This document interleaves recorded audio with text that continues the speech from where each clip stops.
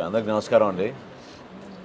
రేపటి రోజు జనసేన పార్టీ నిర్వహించబోయే కౌలు రైతు భరోసా సభ సత్తెనపల్లిలో 12 గంటలకే మేము ప్రారంభించబోతున్నాం. ఎందుకంటే అనుకున్న దానికన్నా సహజంగా కొన్ని జిల్లాల్లో రైతు ఆత్మహత్య కేసులు అనేవి ఎక్కువ ఉంటాయని మనం భావించాం. కానీ చాలా బాధాకరమైన విషయం ఏంటంటే గుంటూరు జిల్లాలో కూడా మాకు వస్తున్న సమాచారం క్షేత్రస్థాయిలో మనకు వచ్చిన ఎఫ్ఐఆర్లు ఇవన్నీ చూసుకుంటే వందల సంఖ్యలో ఉంది. సో ఆ కార్యక్రమం ప్రతి కుటుంబానికి ఓదార్చి పవన్ కళ్యాణ్ గారు ₹1,00,000 ఆర్థిక సాయం అందించే కార్యక్రమం కొంచెం ఎక్కువ సమయం పడుతుందనే ఉద్దేశంతో ఇనీషియల్గా 1 గంటకు ప్రారంభిద్దాం అనుకున్నాం. అది కాస్త ఇప్పుడు 12కే ప్రారంభించాలని నిర్ణయించుకున్నాం.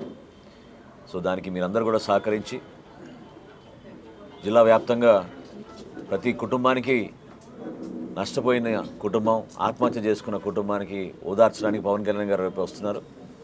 వీటితో పాటు రైతాంగానికి ఒక భరోసా నింపడానికి కోసం ఈ రాష్ట్ర ప్రభుత్వం జగన్మోహన్ రెడ్డి గారి నాయకత్వంలో అసలు మరీ దారుణంగా వ్యవస్థని నిర్వీర్యం చేసేసి కేవలం బట్టలు నొక్కే కార్యక్రమం అద్భుతంగా జరిగిపోతుందని అనుకుంటే క్షేత్రస్థాయిలో మాత్రం రైతాంగానికి ఎక్కడ కూడా భరోసా నింపలేకపోయారు. అధ్వానమైన పరిస్థితులు, పట్టించుకోని పరిస్థితులు. దాదాపు 8 రోజులైంది వర్షాలు కురిసి మన జిల్లాలో. పంట నష్టం ఎంతవరకు జరిగింది, ఏ విధంగా ప్రభుత్వం ఆదుకుంటుంది, ఈ రైతు భరోసా కేంద్రాల నుంచి ఒక్క అధికారి కానీ, స్థానికంగా ఉన్న రెవెన్యూ అధికారులు కానీ ఎవరు కూడా ఏ ఒక్క రైతుని కూడా పరామర్శించలేదు. ఇది చాలా బాధాకరమైన విషయం.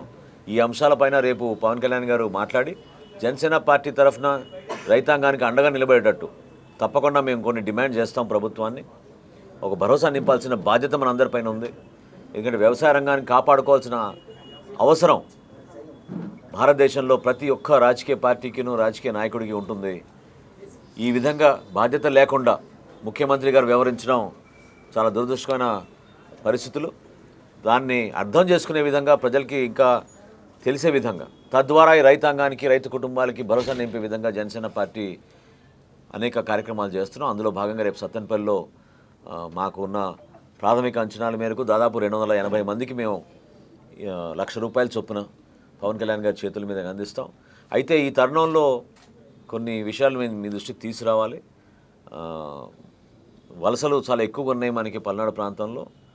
సో కొంతమంది ట్రేస్ చేయలేకపోతున్నాం. అదేవిధంగా అక్కడ ఆల్రెడీ బెదిరింపులు మొదలైపోయినాయి.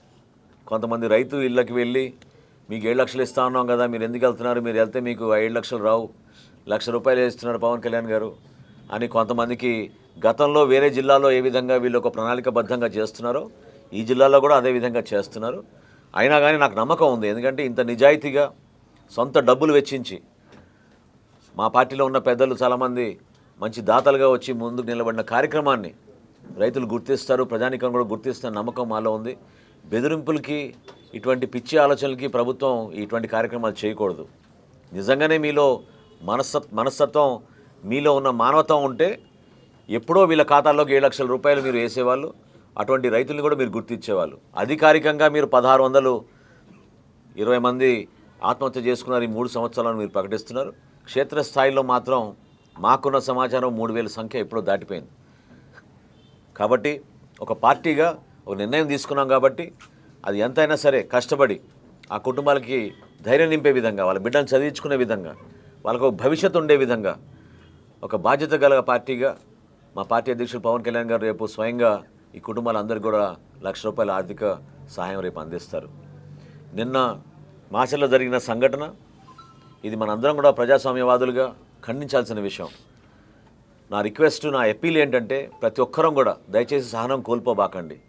వ్యక్తిగతంగా మన ప్రాపర్టీస్ పైన పర్సనల్గా ఫ్యామిలీ మెంబర్స్ని అటాక్ చేయడం, పార్టీ కార్యాలయాల్ని ధ్వంసం చేయడం, ఇవన్నీ కూడా మాత్రం కూడా ప్రజాస్వామ్యానికి బలపడే విధంగా లేవు.